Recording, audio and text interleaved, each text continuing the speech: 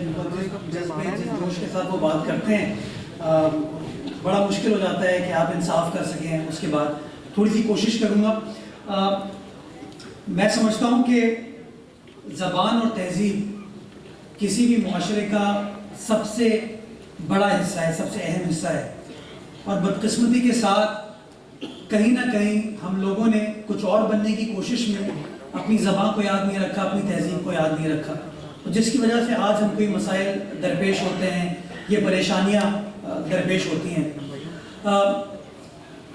میں یہ سمجھتا ہوں کہ یہ اس طرح کی جو محفل ہے یہ ایک بار پھر جو ہمارا بڑا سنہرا خوبصورت ماضی ہے زبان کے حوالے سے, اپنے معاشرے کے حوالے سے, اس کو اجاگر کر سکتی ہے اور لوگوں کو, ہماری آنے والی نسلوں کو زبان کی امپورٹنس بتا سکتی ہے. کیونکہ میں سمجھتا ہوں جو قومیں اپنی زبان کو فخریہ سوچ نہیں پاتے, سمجھ نہیں پاتے, اس کو بیان نہیں کر پاتے, کچھ اور بننے کی کوشش کرتے ہیں, وہ کچھ نہیں بن پاتے. اور بدقسمتی کے ساتھ اس وقت پاکستان میں ہم لوگوں نے انگریزی بولنے کی کوشش میں اور چیزوں کو سمجھنے کی کوشش میں ہم کچھ اور بن گئے. نام کو اب اردو آتی ہے, نہ انگریزی آتی ہے. تو میں سمجھتا ہوں یہ جو آج اس طرح کی محفل ہے یہ انکریج کرے گی, لوگوں کو تقویت دے گی. کہ آپ کہہ بھی رہی تھی کہ کچھ ادبی بات ہونی چاہیے, تو میں کوشش کروں گا ایک نظم پڑھ دوں جو تھوڑی بہت مجھے یاد ہے.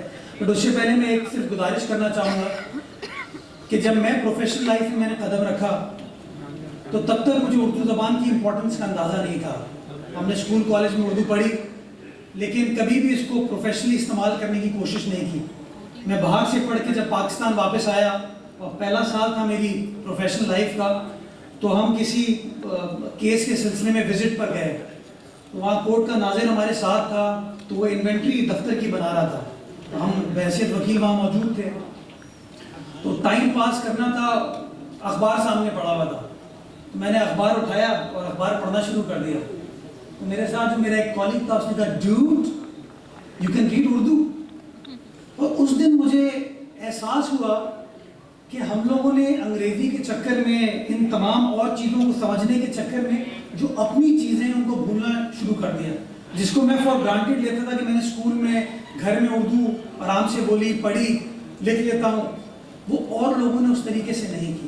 اور میں سمجھتا ہوں کہیں نہ کہیں اس طرح کے جو ایونٹس ہیں جس میں اب گلیمر آ گیا ہے, اس گلیمر کو استعمال کرتے ہوئے ہم لوگوں کو ایک بار پھر اس طرف راغب کر سکتے ہیں.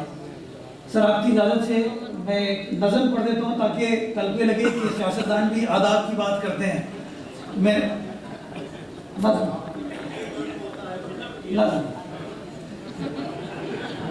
اتنی تو غلطیاں چلیں گی. یہ حبیب جالب صاحب نے محترمہ فاطمہ جناح کے لیے پڑھی تھی, ماں اس کا نام ہے, تو میں وہ پڑھنا چاہوں گا. اور دسمبر کا مہینہ ہے, محترمہ بینظیر بھٹو کی شہادت کا مہینہ ہے, تو میں اس کو اس کے ساتھ لنک بھی کرنا چاہوں گا. نظم ایسی ہے, بچوں پہ چلی گولی, ماں دیکھ کے یہ بولی, یہ دل کے میرے ٹکڑے یوں روئے میرے ہوتے, میں دور کھڑی دیکھوں یہ مجھ سے نہیں ہوگا, یہ مجھ سے نہیں ہوگا. میں دور کھڑی دیکھوں اور اہل ستم کھیلیں, خون سے میرے بچوں کے, دن رات یہاں ہولی, بچوں پہ چلی گولی, بچوں پہ چلی گولی, ماں دیکھ کے یہ بولی.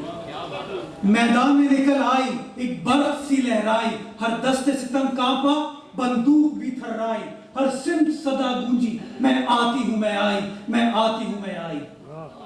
ہر ظلم ہوا باطل, ہر ظلم ہوا باطل, اور سہم گئے قاتل, جب اس نے زباں کھولی, بچوں پہ چلی گولی, بچوں پہ چلی گولی, ماں دیکھ کے یہ بولی, یہ دل کے میرے ٹکڑے یوں روئے میرے ہوتے, میں دور کھڑی دیکھوں یہ مجھ سے نہیں ہوگا, یہ مجھ سے نہیں ہوگا. آخری میں یہ آج کل کے حالات کے بارے میں, اس نے کہا خوخارو, اس نے کہا خوخارو, دولت کے پرستارو, دھرتی ہے یہ ہم سب کی, اس دھرتی کے نادانو, انگریز کے دربانو, صاحب کی عطا کردہ جاگیر نہ تم جانو, اس ظلم سے باز آؤ, بیرق میں چلے جاؤ, کیوں چند لٹیروں کی پھرتے ہو لیے ٹولی, بچوں پہ چلی گولی, بچوں پہ چلی گولی, ماں دیکھ کے